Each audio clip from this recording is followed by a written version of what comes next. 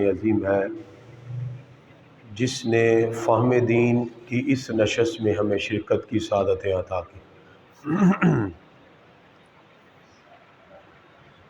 اسلام نے ہمیں زندگی کے ہر گوشے کے بارے میں رہنمائی کی، اور رمضان المبارک کے اندر ہم بہت سے موضوعات پہ بات کر رہے ہیں جس کا تعلق انسان کی انفرادی زندگی کے ساتھ بھی ہے اور انسان کے اجتماعی معاملات کے ساتھ بھی۔ اسی پس منظر میں آج کا جو ہمارا موضوع ہوگا وہ اجتماعی احوال کے پس منظر میں ہوگا، معاشرتی اقدار کے تحفظ کے حوالے سے ہوگا۔ ہم انفرادی طور پر جتنی بھی کوششیں کرتے جائیں، ہماری کوشش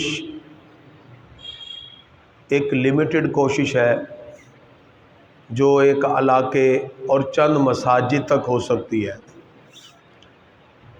لیکن معاشرے کو مستحکم بنیادوں پر کھڑا کرنے کے لیے ہمیں اپنی اجتماعی فکر کو بھی بہتر اور مضبوط کرنا ہوگا، اور پھر انسان کامیابی کے راہوں کی طرف من حیث القوم گامزن ہوتا ہے، اور قومیں بنتی بھی پھر اسی طرح ہے جو کسی نظریے اور اپنے دامن میں کسی حقیقت کو رکھ کے آگے بڑھنے والی وہ قوم ہوا کرتی ہے۔ ہماری آج کی گفتگو کا موضوع سخن ہے نظام مصطفیٰ صلی اللہ علیہ وسلم کی برکات۔ دنیا میں بڑے بڑے نظام لوگوں نے متعارف کرائے، کسی نے سرمایہ دارانہ نظام کو بہتر کہا، اور کسی نے جمہوریت اور ڈیموکریسی کو بہتر کہا، کسی نے ملک کے نظم و نسق کو چلانے کے لیے اپنے اپنے تصورات کے مطابق بنائے گئے سسٹم کو بہتر کہا۔ لیکن وہ نظام جس کی بنیاد خود رسول اللہ صلی اللہ علیہ وسلم نے کی، دنیا کے بہترین نظاموں میں ہمارے آقا علیہ الصلوۃ والسلام کا بنایا ہوا نظام ہے۔ اس کی برکات انسان کو انفرادی طور پر بھی ملتی ہے، اجتماعی طور پر۔ اسی لیے آج ہم نے اس موضوع کا انتخاب کیا کہ نظام مصطفیٰ صلی اللہ علیہ وسلم کی برکات کیا ہے۔ اللہ تعالیٰ نے انسان کو بے شمار نعمتوں سے نوازا، اور کچھ نعمتیں ایسی بھی عطا کیں جو عقل انسانی میں آ ہی نہیں سکتی، لیکن یہ ساری نعمتوں میں اللہ نے سب سے بڑی نعمت ہمیں دولت ایمان عطا فرمائی۔ اللہ کی سب سے بڑی نعمت جس کا کوئی نعم البدل ہے ہی نہیں۔ یہ جو نعمت ہے ایمان کی دولت، یہ مخلوق کو اپنے خالق کے قریب کر دیتی ہے، اور اللہ تعالیٰ نے قرآن پاک میں ارشاد فرمایا والعصر، بے شک اللہ تعالیٰ نے اس مقام پہ قسم اٹھائی، والعصر، قسم ہے زمانے کی یا عصر کی، ان الانسان لفی خسر، بے شک انسان گھاٹے میں ہے۔ انسان ہونے کے ناطے خسران کی بات ہوئی، فرمایا الا الذین آمنوا وعملوا الصالحات، مگر وہ لوگ جو ایمان لائے اور اچھے اعمال کیے۔ پتہ چلا ہر انسان گھاٹے میں نہیں، جس نے ایمان اور نیک اعمال کیے اللہ اس کو کامیابیاں عطا فرما دیتا ہے۔ ایمان ہی وہ عظیم نعمت ہے جس کی بدولت انسان دنیا کے اندر بھی خیر و شر میں تمیز کرتا ہے۔ ایمان ہی وہ لذت دولت ایمان ہے جس کی بدولت انسان کو اپنی زندگی میں اچھے اور برے معاملات کا پتہ چلتا ہے۔ اسی وجہ سے اسلام کی برکات سے ہم مستفید و مستنیر ہوں گے جب ہم نظام مصطفیٰ صلی اللہ علیہ وسلم سے پیار کریں گے، اپنے آقا کے پیارے نظام سے محبت کریں گے۔ گرامی حضرات، انسان اگر اپنے مکمل نظام زندگی پہ غور کرے تو انفرادی اور اجتماعی معاملات میں اللہ رب العزت نے اس کو وہ عقائد عطا کیے جس کی بنیاد پر وہ دنیا کی ساری قوموں سے ممتاز ہو جاتا ہے۔ مسلمان سب سے پہلے اپنے عقیدے میں اللہ اس کے رسول کو مانتا ہے، فرشتوں پر، آسمانی کتابوں پہ ایمان رکھتا ہے، اپنے کیے گئے اعمال پر اللہ کی بارگاہ میں جواب دہ ہونے کا تصور رکھتا ہے۔ یہ جو تصورات ہیں اس کے عقائد میں جب مضبوط طریقے سے قائم ہو تو انسان کو برائیوں سے بھی محفوظ کر لیتے ہیں، اور یہی عقائد بندے کو خدا کا قرب بھی عطا فرما دیتے ہیں۔ سب سے پہلے اسلام نے عقائد پہ زور دیا، اور اس کے بعد اس کے نظام زندگی میں، اس کے معاملات میں، جہاں اس کو عائلی زندگی کے اندر اصول عطا کیے، وہیں اس کو معاشرے میں رہنے کے سلیقے اور طریقے بھی عطا کیے۔ اس لیے اسلام نے عبادات و عبودیت کی بنیاد عقائد اور ایمان کی تصحیح پہ رکھی، جس ایمان کی لذت سے انسان پھر بہت سی برائیوں سے بچ کر قرب الہی حاصل کر لیتا ہے۔ اسی طرح انسان کو اعمال میں نماز، روزہ، زکوٰۃ، حج، یہ ساری عبادات کا تصور دیا، جس کے اندر ہم 5 وقت اللہ کی بارگاہ میں حاضر ہو کر اجتماعیت کا تصور پیش کرتے ہیں۔ نماز کا یہ نظام ہمیں ایک لڑی میں پرو دیتا ہے، ایک ہی صف میں کھڑے ہو گئے محمود و ایاز، نہ کوئی بندہ رہا نہ کوئی بندہ نواز۔ ہم طبقاتی تفریق میں نہیں بٹے ہوئے، ہمارا جو خوبصورت اسلام کا سسٹم ہے اس میں نہ ذات پات کا تصور ہے، نہ کسی کے بڑے چھوٹے ہونے کا تصور ہے۔ گرامی حضرات، آج ہمارے لیے سب سے بڑا جو چیلنج اس وقت ہے وہ سیکولرزم ہے۔ اس بات کو ذرا دل تھام کے سنیے گا۔ مسلمان اس وقت شش و پنج میں مبتلا ہے کہ وہ کس طرف جائے۔ سیکولرزم اس طرح ہماری زندگی کے اندر اس وقت رچ بس گیا ہے کہ سیکولر کہتا ہے کہ اپنی دنیاوی معاملات میں اور زندگی میں دین کو دور کر دیا جائے۔ انہوں نے کہا اسلام کا تصور مسجد تک ہے، اور باقی سیاست اور پولیٹکس میں تو دین کا تصور ہی نہیں۔ سیاست کو باقاعدہ ایک جھوٹ کا پلندہ بنا کے لوگوں کے سامنے رکھا گیا۔ جنہوں نے دین کا الگ تصور پیش کیا اور سیاست کا الگ تصور پیش کیا۔ حالانکہ جس ریاست مدینہ کی ہمارے آقا نے بنیاد رکھی، اس ریاست مدینہ کے بانی اور اس ریاست مدینہ کے جرنیل، اس ریاست مدینہ کے سپہ سالار اور اس ریاست مدینہ میں ملک کے نظام کو چلانے کے لیے ہمارے آقا نے سارے اختیار اپنے پاس رکھے یا جدا جدا لوگوں کو دیے؟ اپنے پاس ہی رکھے۔ ہمارے آقا ہی ملک کا نظام چلا رہے ہیں، ہمارے پیارے نبی صلی اللہ علیہ وسلم عدالتوں کا نظام چلا رہے ہیں، ہمارے پیارے نبی صلی اللہ علیہ وسلم منڈیوں کا ریٹ چیک کر رہے ہیں، ہمارے پیارے نبی صلی اللہ علیہ وسلم مکہ شریف اور مدینہ شریف میں لگنے والے بڑے بڑے جو معاشی طور پر میلے ہوا کرتے تھے ان میں ٹیکس کا اور غیر مسلموں سے لینے والے جزیہ کا تعین فرما رہے ہیں۔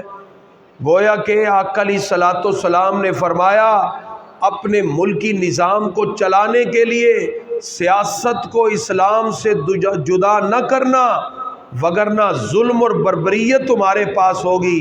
پھر ایک دوسروں کی پگڑیاں اچھالنے کے بعد یہ لوگ پھر تمہارے پاس ووٹ لینے کے لیے آئیں گے اور تم پھر انہیں ووٹ دو گے، اور یہ کفر کا ایسا پھندا ہے جس کی وجہ سے یہ قوم مسلسل اسی سائیکل کے اندر چلتی رہے گی اور اسلام کی عظمتیں کبھی بھی امت مسلمہ کے دل میں پیدا نہیں ہوگی۔ اس لیے اقبال نے کہا تھا اپنی ملت پہ قیاس اقوام مغرب سے نہ کر، خاص ہے ترکیب میں قوم رسول ہاشمی، ان کی جمعیت کا ہے ملک و نسب پر انحصار، قوت مذہب سے مستحکم ہے جمعیت تیری۔ ہمارا جمعیت اور ایک اتحاد کے ساتھ وابستہ ہونا، اس کے پیچھے کون سے افعال کار فرما ہے؟ دین اسلام سے وابستہ ہونا۔ ایک مسلمان اس بات کو سمجھتا ہے کہ میری انفرادی زندگی سے لے کر اس ملک کے نظام کو چلانے تک ہر ایک مقام پر شریعت نے ہماری رہنمائی کی ہے۔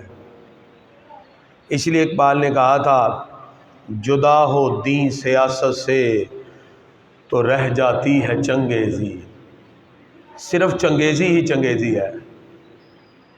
ایک جملہ ذہن میں رکھیے گا، پولیٹیشین اور سیاستدان کبھی آنے والی نسل کی پرواہ نہیں کرتا، آنے والی نسلیں اجڑ جائیں، سیاستدان صرف اپنے اقتدار کو طول دینے کے لیے چاہے تو پورے ملک کو بھی اور عوام کو بھی داؤ پہ لگا دیتا ہے، جبکہ جو لیڈر ہوتا ہے وہ کبھی اپنے ذاتی مقاصد کی تکمیل کے لیے لوگوں اور عوام اور ملک کو داؤ پہ نہیں لگائے گا، بلکہ جو لیڈر ہوتا ہے وہ آنے والی نسلوں کی بھی حفاظت کی بات کرتا ہے۔ لیڈر ہمیشہ نسلوں کے تحفظ کی بات کرے گا، پولیٹیشین اور سیاستدان ہمیشہ اپنے اقتدار کے تحفظ کی بات کرے گا۔ اسی لیے آج مغرب کی آئی ہوئی جمہوریت اور ڈیموکریسی نے ہمیں اندر سے کھوکھلا کر دیا، کہاں بیٹھ کر ہمارے فیصلے ہوتے ہیں اور کہاں ہمارے سیاستدان کٹ پتلیاں بن کر ان کے اشاروں پر ناچتے ہیں۔ ہم مطالبہ کرتے ہیں پاک فوج کے سربراہ سے کہ جن لوگوں نے پیسہ لیا ہے امریکہ سے، اگر لیا ہے، ان کی تحقیق کر کے ایسے سیاستدانوں کو سرعام پھانسی دے دی جائے کہ جنہوں نے ہمارے ملک کا امن تباہ کر دیا۔ یہ ملک کسی سیاسی پارٹی کا نہیں ہے، یہ ملک رسول اللہ صلی اللہ علیہ وسلم کے غلاموں کا ہے۔ خلافت عثمانیہ کے ٹوٹنے کے بعد اس دنیا کے نقشے پر اگر اسلام کے نام پر کوئی ریاست معرض وجود میں آئی ہے تو اس ملک کا نام پاکستان ہے، جس کی بنیاد پہ یہ رکھا گیا پاکستان کا مطلب کیا؟ لا الہ الا اللہ۔ دستور ریاست کیا ہوگا؟ محمد الرسول اللہ صلی اللہ علیہ وسلم۔ اس بنیاد پر یہ ملک بنا ہے۔ آج لوگوں نے سلوگن اگرچہ اسلام کے لگائے لیکن پس پردہ حقائق کچھ اور نکلے۔ تو یاد رکھیے یہ ملک جو اسلام کے نام پہ بنا، اسی وجہ سے آج ہم دن بدن پستی کی طرف جا رہے ہیں کہ ہم نے صرف زبانوں سے کہا، اگر ہم عملی طور پر نظام مصطفیٰ صلی اللہ علیہ وسلم کو نافذ کرتے تو اس کی بہاریں اور برکتیں ہم اپنی آنکھوں سے دیکھتے۔ سیکولرزم کا تصور یورپ میں اس لیے پیدا ہوا، یہ بات ذرا غور سے سمجھیے گا، کہ عیسائیت میں، کرسچینٹی میں، آرتھوڈکس ہوں، کیتھولک ہوں یا پروٹیسٹنٹ ہوں، انہوں نے شریعت کو دین سے الگ کر دیا۔ اس کی وجہ ان کے پاس کوئی چارہ ہی نہیں ہے۔ عیسائیت کے پاس ان کے دین میں کوئی ایسا فارمولہ ہی نہیں ہے جس سے وہ اپنی دنیا کو بہتر چلا سکیں۔ ان کے دنیا کے معاملات انہوں نے الگ کر دیے، ان کے دین کے معاملات کو انہوں نے الگ کر دیا، اور کہا مذہب تمہارا پرائیویٹ معاملہ ہے، چاہو تو مان لو، چاہو تو چھوڑ دو۔ لیکن ہم مسلمان ہیں، ہمارے ہاں تو دین کا معاملہ اور جدا اور مذہب کا الگ نہیں ہے، بلکہ اسلام نے سیاست و حکومت کی تدبیر کے لیے خوبصورت اصول ہمیں عطا کیے جو قرآن و سنت کے اندر واضح طور پہ موجود ہے۔ مغرب کی طرف سے آیا ہوا ایک منفی تصور جمہوریت کا ایک پہلو سیکولرزم سے متعلق ہے۔ جب دین کی رہنمائی زندگی کے اجتماعی معاملات میں قبول نہ کیا جائے تو سیاست میں کیا رویہ اختیار کیا جائے گا؟ سوال کیا جاتا ہے ہم سے کہ جی آپ بڑی بات کرتے ہیں، جی ملک میں ایسا ہونا چاہیے، اگر جمہوریت نہیں ہوگی تو پھر کیا ہوگا؟ تو اس کا جواب یہ ہے کہ اگر جمہوریت نہیں ہے تو ہمارے پاس تاریخ انسانیت میں آج تک انسان اتنا خوشحال نہیں ہوا جتنا خلفائے راشدین کے دور میں خوشحال ہوا۔ ہم تو اس دین کو ماننے والے ہیں جس کی پریکٹیکل پرفارمنس خلفائے راشدین کا دور ہے۔ ترقی کا ذریعہ سمجھنے لگے، کیونکہ یورپ نے صنعتی ترقی میں جو کمال حاصل کیا ان کے نزدیک وہ سیکولرزم کی وجہ سے ہے، حالانکہ ایسی بات نہیں۔ آپ تاریخ میں دیکھیے مسلمانوں نے بڑے خوبصورت کردار ادا کیے خلفائے راشدین کے دور میں، جس کی وجہ سے مسلمانوں کا دور خلفائے راشدین ایک بہترین دور کے طور پہ ہمیں دکھائی دیتا ہے، جس کے اندر رسول اللہ صلی اللہ علیہ وسلم کے بتائے ہوئے قوانین موجود تھے۔ آقا علیہ الصلوۃ والسلام کی افکار کو آگے رکھا گیا۔ 14 اگست 1947 کو پاکستان مارد وجود میں آتا ہے۔ پاکستان کے قیام کا بنیادی مقصد جہاں مسلمانوں کے حقوق کا دفاع تھا، وہاں ایک ایسی ریاست کو قائم کرنا تھا جہاں قرآن و سنت کی تعلیمات کو عام کیا جائے۔ اسلام مکمل ضابطہ حیات ہے جو عقائد میں، عبادات میں، معاملات میں، معاشرت میں، سیاست میں، حکومت کے نظم و نسق کو چلانے میں ایک ایک چیز اپنے دامن میں رکھنے والا ہے۔ صرف نظام مصطفیٰ صلی اللہ علیہ وسلم کی بہاریں دیکھنا ہو، برکات کو دیکھنا ہو، حضرت عمر بن عبدالعزیز کا دور دیکھ لیجئے کہ جس دور میں جنگل میں بکریاں چرانے والا ایک دن اپنے ساتھی سے کہتا ہے آج عمر بن عبدالعزیز دنیا میں نہ رہے۔ پوچھا تمہیں کیسے پتا چلا؟ کہا اس پانی پر، اس گھاٹ پر میں بکریوں کو پانی پلانے آتا ہوں، کسی بھیڑیے نے آنکھ اٹھا کے نہیں دیکھا۔ آج ایک بھیڑیے نے بکری پہ حملہ کر دیا ہے، لگتا ہے آج عمر بن عبدالعزیز دنیا میں نہیں رہے۔ جب اسلام آئے تو جانور بھی انسانیت سیکھ جاتے ہیں، اور جب اسلام چلا جائے تو پھر انسان بھی درندے نما ہو جاتے ہیں، اور ایک دوسرے کو ڈی ویلیو کرنے کے لیے کیسے دست و گریبان ہو کر یہ لوگ آپس میں لڑتے ہوئے دکھائی دے رہے ہیں۔ رسول اللہ صلی اللہ علیہ وسلم کے نظام میں انسانوں سے ہمدردی کی بات کی گئی۔ آقا علیہ الصلوۃ والسلام کے نظام میں ایثار کا سبق پڑھایا گیا۔ نظام مصطفیٰ صلی اللہ علیہ وسلم میں احترام انسانیت کے ساتھ ساتھ باہمی ایک دوسرے کی عزت و وقار کا خیال رکھنے کا درس دیا جاتا ہے۔ اسلام کہتا ہے اگر تمہارا لیڈر، تمہارا سیاستدان، تمہارا ملک کا سربراہ اگر وہ کرپٹ نہیں ہے، تمہیں اللہ اس کے رسول کے حکم کے مطابق چلاتا ہے، تو پھر 5 سال بعد الیکشن کی ضرورت نہیں، اور اگر وہ کرپٹ ہے تو پھر 5 منٹ کے لیے بھی وہی سیٹ کا اہل نہیں ہے۔ اسلام نے جو معیار بتایا وہ قرآن و سنت کے اوپر عمل کرنے والا ہے۔ اس لیے حضرت ابوبکر صدیق رضی اللہ عنہ نے خلیفہ بنتے ہوئے کہا لوگو اگر میں تمہیں قرآن و سنت کے مطابق چلاؤں تو میری اتباع کرنا، اگر میں تمہیں قرآن و سنت کے مطابق نہ چلاؤں تمہیں میری بات ماننے کی کوئی ضرورت نہیں۔ ابو بکر صدیق رضی اللہ عنہ سے بڑھ کے متقی پرہیزگار کون ہو سکتا ہے؟ اس لیے خلفائے راشدین کے دور کے اندر مسلمانوں کے نظم و نسق کو چلانے کے لیے کتاب و سنت کی تعلیمات کو سب سے پہلے آگے رکھا گیا تھا۔ آج کتاب و سنت کی تعلیمات کو پسے پشت ڈالا تو مسلمان زوال کا شکار ہو گئے تھے۔ اس لیے گرامی حضرات، آج مغلوبیت اور مسکنت کی زندگی گزارنے پر ہم مجبور اس لیے ہوئے کہ آج ہم نے رسول اللہ صلی اللہ تعالی وسلم کے طور پر پاکستان کو اسلامی فلاحی ریاست نہ بنایا۔ اور اسلامی فلاحی ریاست کب بنتی ہے؟ جس وقت رسول اللہ صلی اللہ علیہ وسلم کے دین کو عملی طور پر نافذ کیا جائے۔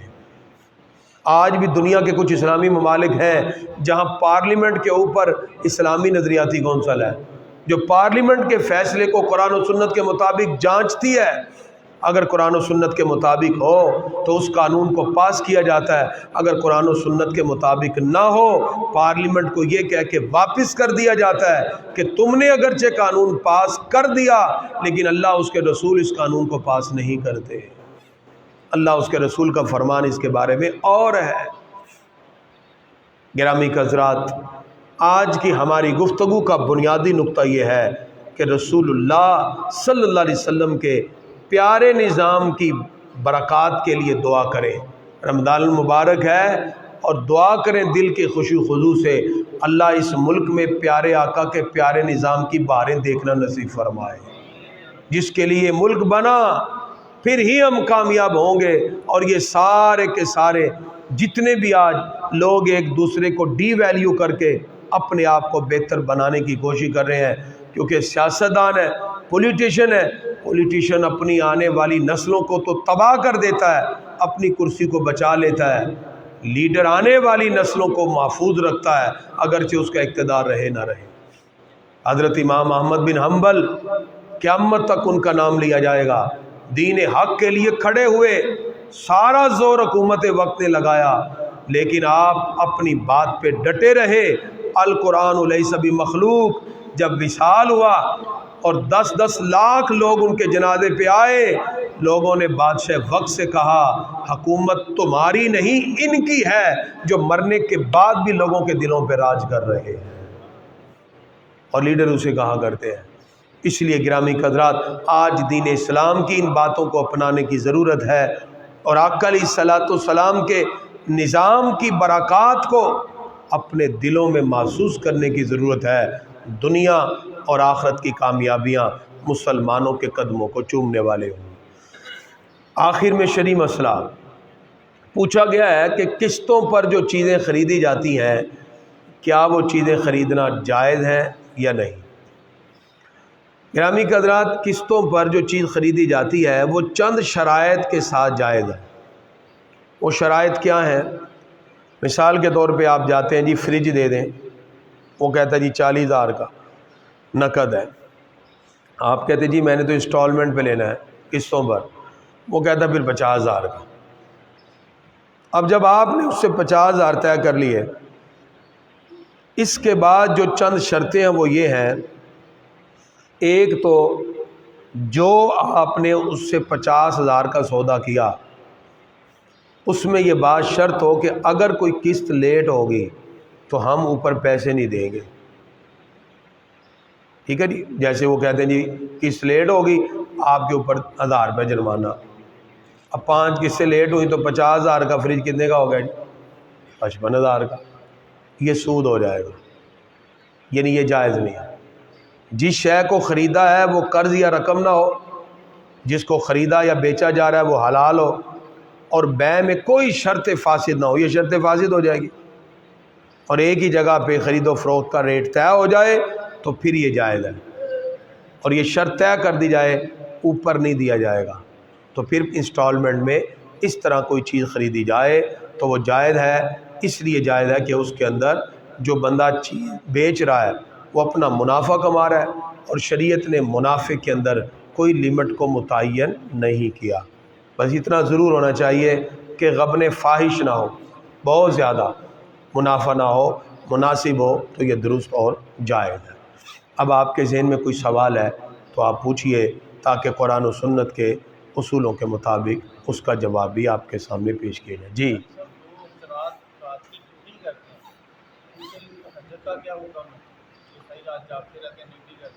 جی جو جی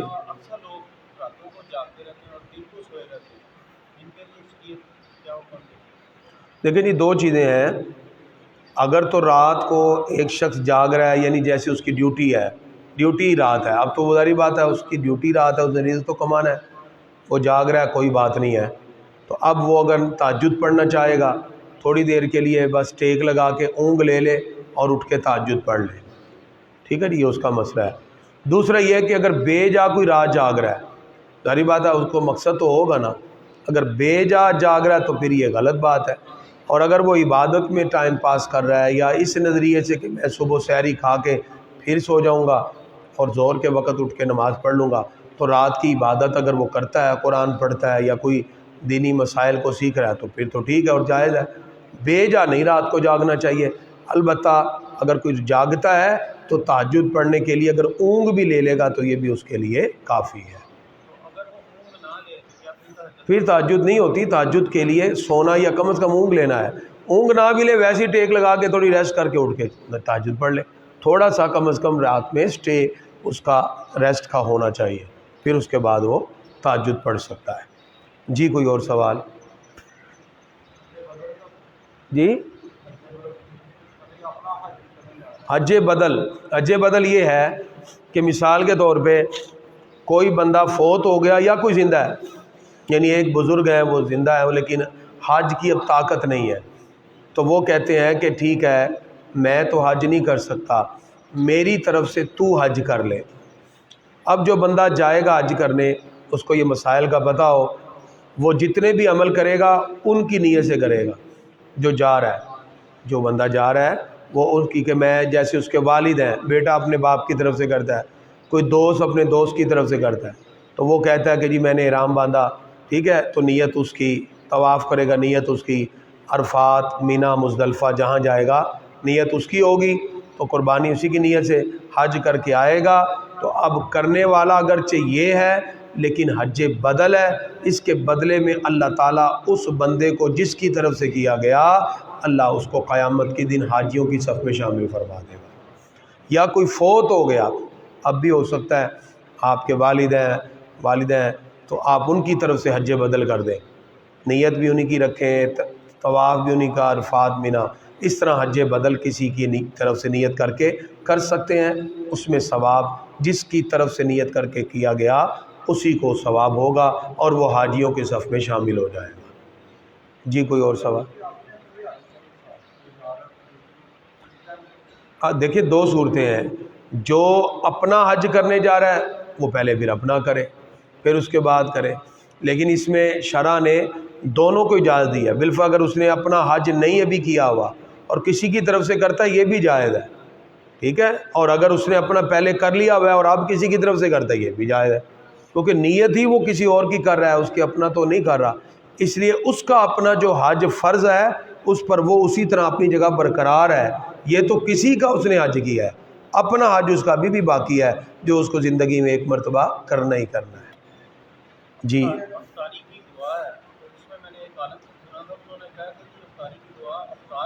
جی بالکل، افطاری کی دعا میں ہم کہتے ہیں وَعَلَىٰ رِزْقِكَ أَفْطَرْتُ، یا اللہ میں نے تیرے رزق سے افطار کیا، تو یہ دعا افطاری کے بعد پڑھی جاتی ہے، پہلے تو بھی ہم نے رزق کھایا ہی نہیں۔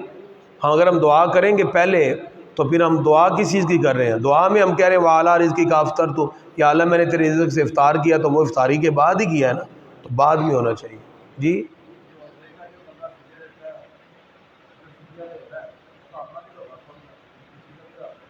کوئی بات نہیں، اگر کوئی غریب ہے اس نے اپنا روزہ تو رکھنا ہے، اگر کوئی دوسرا بندہ اپنا فدیہ اس کو دیتا ہے تو اس بندے کا اپنا روزہ تو وہ بھی ہے، لیکن اس کے دینے سے بھی اس کو بھی اجر و ثواب مل جائے گا، تو دونوں کا کفایت کر جاتا ہے، اس کا اپنا روزہ بھی ہوگا اور یہ جو اپنا روزے کا فدیہ کسی کو دے گا غریب کو، اس کو بھی اجر و ثواب مل جائے گا۔ اور کوئی سوال؟ دعا ہے اللہ تعالی ہم سب کو قرآن و سنت کی تعلیمات کے مطابق عمل کی توفیق عطا فرمائے۔ مولا یا صلی وسلم دائما ابدا علی حبیبک خیر الخلق کل۔ بسم اللہ الرحمن الرحیم، الحمد للہ رب العالمین والعاقبۃ للمتقین والصلاۃ والسلام علی خیر خلقہ محمد وآلہ وصحبہ اجمعین۔ یا اللہ ہمارا درس قرآن قبول فرما۔